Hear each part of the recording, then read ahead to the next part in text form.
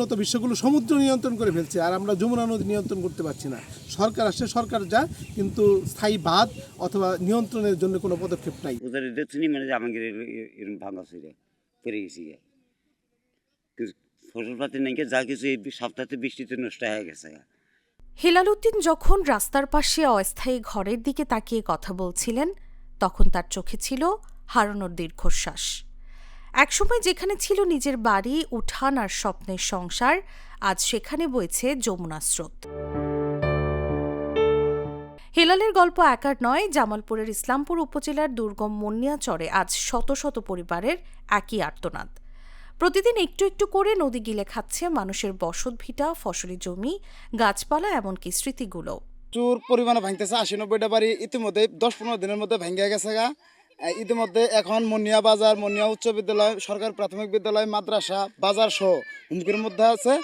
চরের ভেতর হাঁটলে দেখা যায় ভাঙনের নির্মম চিত্র। কোথাও ঘরের মেঝেতে ফাটল, কোথাও ভাঙনের কিনারায় দাঁড়িয়ে আছে একটি মসজিদ।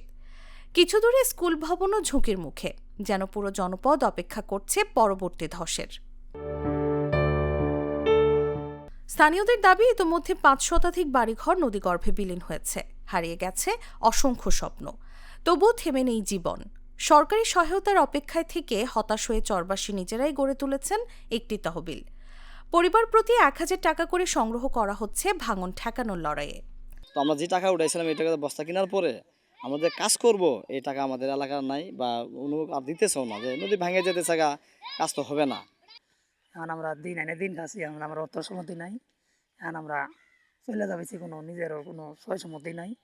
এখন আল্লাহর উপরে নির্ভর করে আমরা টানা খিচা করবেছি। এখান থেকে ওখানে তুমিছি, ওখান থেকে ওখানে তুমিছি, এইভাবে আমরা টানা খিচার উপরে আছি। জামালপুর পানি উন্নয়ন বোর্ডের নির্বাহী প্রকৌশলী মোহাম্মদ নকিবুজ্জামান বলেন, মন্নিয়াচর একটি বিশাল এলাকা। এখানে ক্ষুদ্র কোনো উদ্যোগ বা সীমিত জিও ব্যাগ ডাম্পিং দীর্ঘমেয়াদে কাজে আসবে না। ভাঙন রোধে বৃহৎ ও স্থায়ী প্রকল্প বাস্তবায়ন প্রয়োজন। টেম্পোরারি কোনো কাজ করে ছোটোখাটো অংশে 100-200 মিটার কাজ করে খুব একটা ইফেক্টিভ কোনো কিছু হবে না, এবং এটা অর্থ ব্যয় ছাড়া কিছুই হবে না। কিন্তু প্রশ্ন রয়ে যায়, কতদিন? যমুনার পাড়ে দাঁড়িয়ে এখনো মানুষ ঘর বাঁচানোর চেষ্টা করছে, অথচ তাদের সবচেয়ে বড় ভয় নদী নয়, ভয় ভুলে যাওয়া। কারণ নদী শুধু মাটি ভাঙে না, ভেঙে দেয় মানুষের ভবিষ্যৎ, নিরাপত্তা আর বেঁচে থাকার শেষ আশ্রয়টুকুও। নিউজ ডেস্ক, জাগো নিউজ।